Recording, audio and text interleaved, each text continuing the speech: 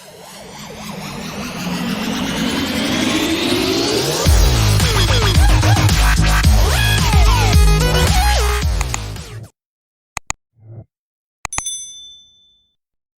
morning, LAP. It's Thursday, February 24th for another LAP Chairman's Report. I'd like to thank Brandon for filling in for me the past couple weeks while I was on medical having a procedure done. Everything went well, as you can tell. I'm back at work and everything went really well. And I appreciate the bargaining committee and the committeemen for stepping up and taking the calls and text messages that I had forward to them, and appreciate everybody and their concerns, their letters, cards, and phone calls. I appreciate that very much. Order bank for the Escape, $39,069. For the Corsair, $5,433, for a grand total of $44,502. So still have a healthy order bank, and the dealers are still putting the orders in for our cars. Job bids, are several job bids that are up on the computer. Make sure when you sign up for a job bid, you prioritize it, which one you want first, second, third, fourth. If they all say number one, it's going to go all the way back to the top for the first bid that's on that sheet, and that'll be your number one. The second one will be your number two and number three if you don't categorize that, and if you bid on more than one job. If you go back in and take it out, make sure you go back up to your account summary at the top and it says deleted. If you don't go through and follow all the right steps and hit the right buttons and everything, it will still be in there. And then you unfortunately may get a job that you really didn't want, that you thought you deleted but really didn't. And screenshot that when it says deleted, because everything's electronic. It's time data stamped, entered in the computer, so it's easy to tell when they download it. Also, make sure you go look at the job, ask questions about the job, check out the pertinent information, what anticipated and what's expected of that job before you bid on it. A lot of them are computer savvy, a lot of them are a lot of sit down, a lot of typing, Excel, PowerPoint presentations. Make sure you know what that job entails before you bid on it. Also make sure you know the seniority that holds that job on day shift and night shift, because if you bid on it, you're going to be the low one on days. Is there anybody on nights waiting to come to days that's got time on you? Then you're going to have to turn around, DQ yourself, and go to available work and find yourself with 20 plus years back in trim or chassis. Please do your diligence and find out all the details about the job before you bid on it. You can ask your committeeman, you can go on the bid board, you can go to labor relations, whichever way is easier for you. Get the questions answered before you bid. You have, it goes up on Tuesday at noon, come down Monday at midnight. Once the acceptance letter comes out and they haven't gotten an email from them that you're wanting to DQ, or something from the committeeman you're wanting to DQ, once it comes out accepted and on the computer, it's your job. We had some W-4 tax exemptions. We got into that yesterday, and apparently, please check your deductions that shows up on your computer and make sure those haven't changed. The IRS has a little clause in some of the paperwork that you pick up. On February 15th, they go through and audit a lot of the ones that have exempt, where they have zero taxes taken out, or they have extraordinary, very little tax taken out. If you don't follow through those processes on the tax exemption, on February 15th of every year, it goes back through, reverts to single and zero. So please look at your paycheck stub, see if that has changed. I've had a couple things saying married in 3, married in 4, and I guess they didn't thought the protocol at the beginning of the month hadn't been identified and reverted to single zero. So if that's changed, you need to get up to labor relations, fill out another W-4 form, and get your deductions corrected on that. The UAW Bulletin Boards that are scattered throughout the plant, I think there's 15 total. Please take the time to go around, look at those bulletin boards on your way in or way out. They're in all the entrances and up and down aisle over here in the main building. There's a lot of the same information that we put out here on the video, and some that's not, that comes up between Thursday and Thursday when we normally do our videos. We try to make sure we get those in, get those updated on Tuesdays of every other week, if not week, if we have a lot of stuff going on. So please try to take your time, go by there. A lot of the events, if you didn't know or didn't hear what time I said the event starts or doing, or where we're going on that day, it should be in that cabinet. You can go right up to the cabinet, take you a picture, and you have it all right there in your phone. So if you get a chance, those are your UAW Bulletin Boards.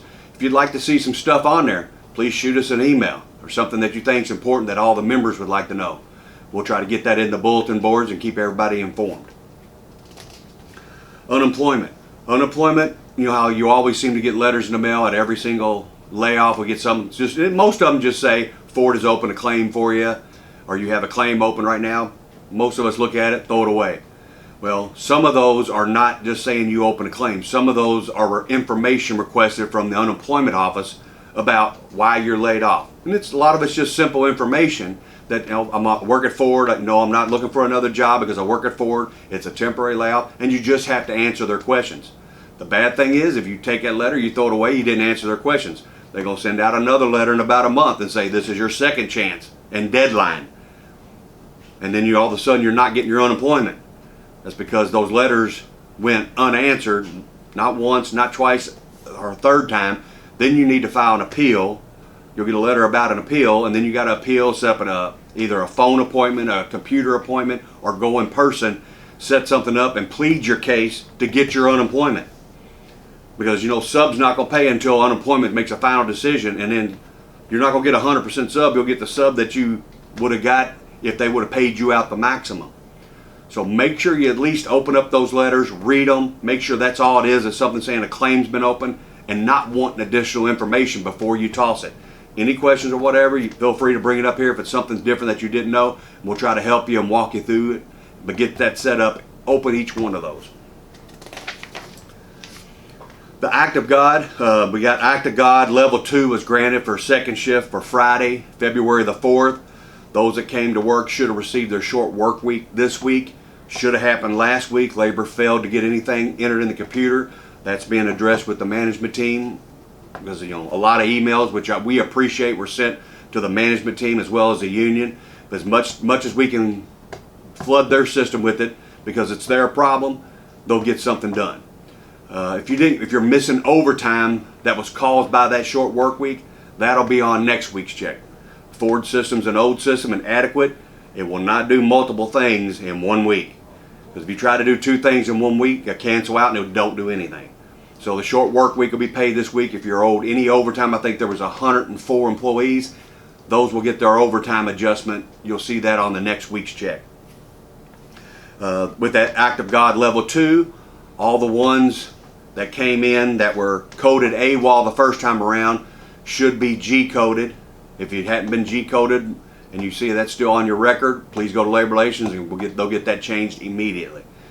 We went around and around, the plant manager and myself have several conversations with up north about trying to circumvent the system and get that taken care of and paid on the correct date.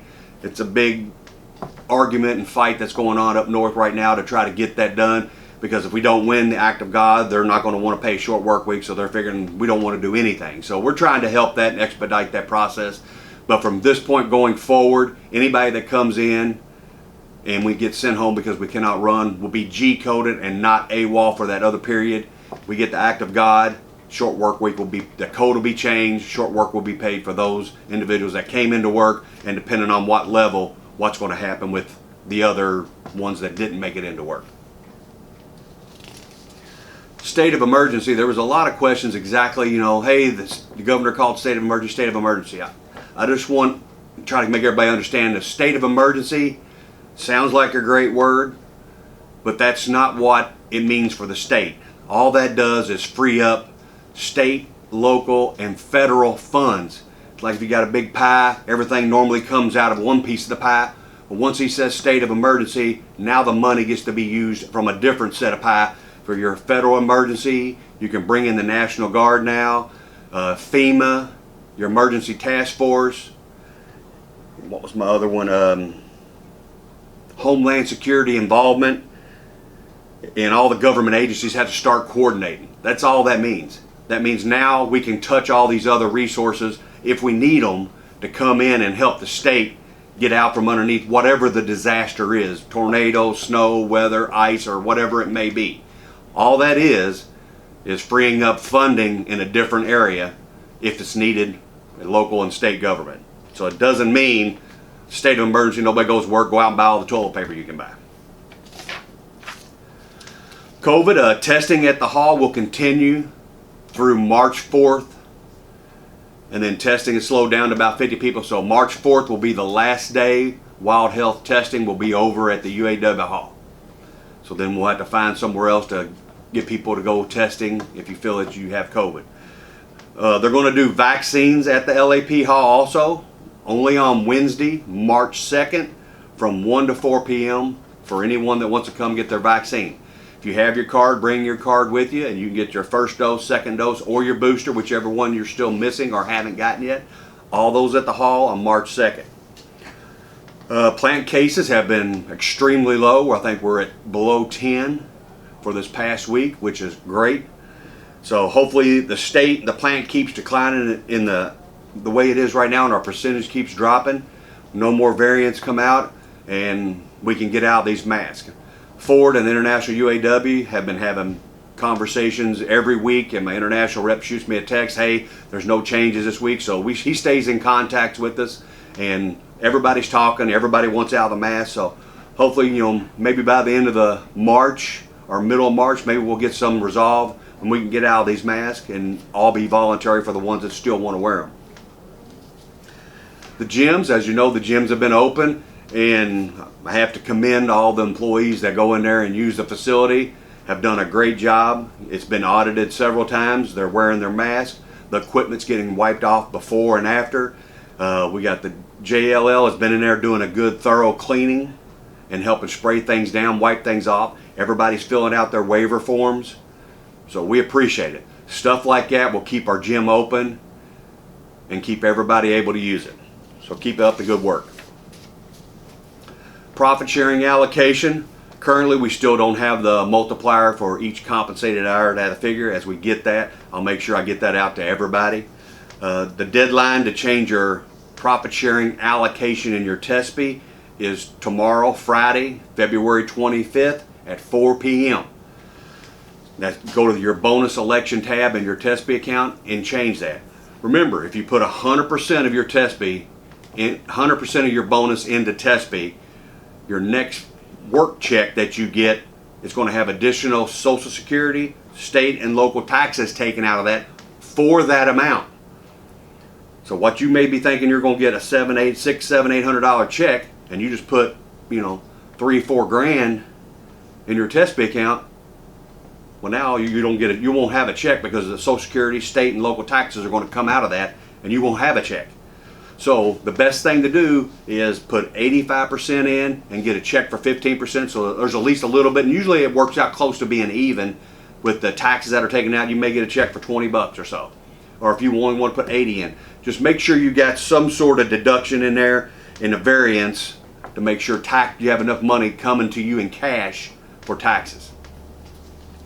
We have How Money Works class over at the hall this Sunday from 1:30 to 3. It's open to all UAW members that would like to attend.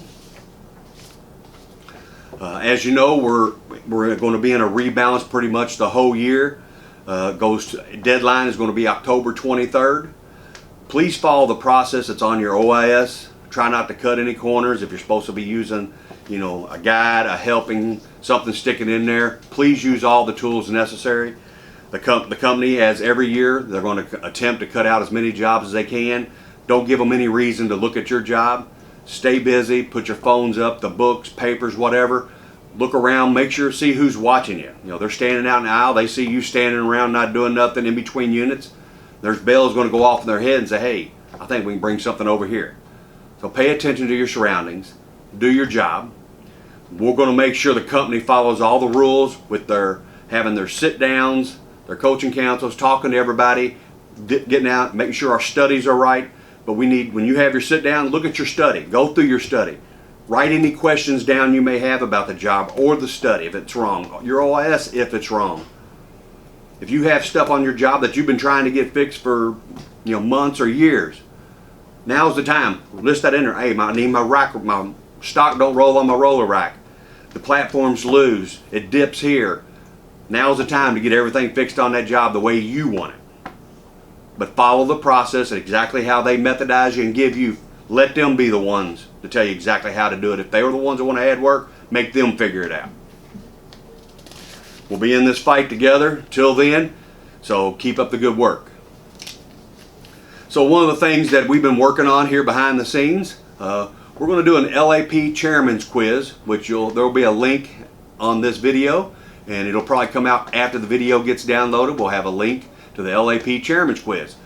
It's going to be 4 weeks of 5 questions about different things in the contract, national, local, different questions about individuals that are here on your committee to get to know them a little bit better, and just overall fun and get people involved and excited and know a little bit more about everybody that works real hard for them behind the scenes.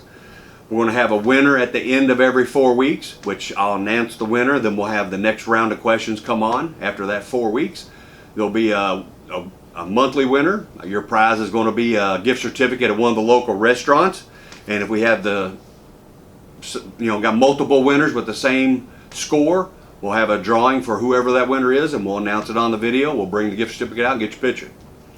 So hopefully you find that fun and enjoyable, just get to know a little bit about everybody, and that's what it's all about. You have any suggestions or ideas, we're open for that. Saturday, February 26th, we got the 43rd annual YMCA Black Achievers Award. As you know, our Miss Penny Rowe up here, our training coordinator for the UAW and Ford, she's a winner this year, so she will be there, and I'll be there to support her this Saturday on the great achievement and all the hard work she does for each and every member out here, making sure they're trained and working in a safe environment. We have a prom party giveaway March 19th, Saturday, but between now and that date, if you have some old dresses, wedding dresses, prom dresses, your kids' dresses just hanging out in the closet or whatever, please bring them over to either LAP or KTP's hall for the prom party. If you got shoes, you got necklaces, stuff that you wore, your kids just got done wearing and now they've gone off to college, it's still sitting in the closet. This is for the less fortunate children that are going to junior and senior proms that really can't afford the $200-300 dresses, and they want to go to the prom.